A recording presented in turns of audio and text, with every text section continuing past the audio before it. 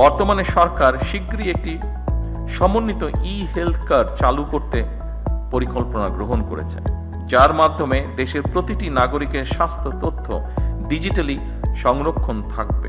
এতে যে কোনো নাগরিক প্রয়োজনে দেশের যে কোনো হাসপাতালে সহজেই চিকিৎসা সেবা গ্রহণ করতে পারবেন।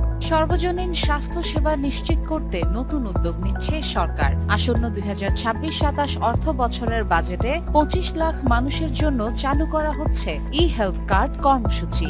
বিএনপি নির্বাচনী ইশতেহারে ঘোষিত সবার জন্য স্বাস্থ্যনীতির অংশ হিসেবে প্রথম ধাপে এই পাইলট প্রকল্প বাস্তবায়ন করা হবে 5 জেলায়: খুলনা, বগুড়া, সিরাজগঞ্জ, নরসিংদী ও নোয়াখালী।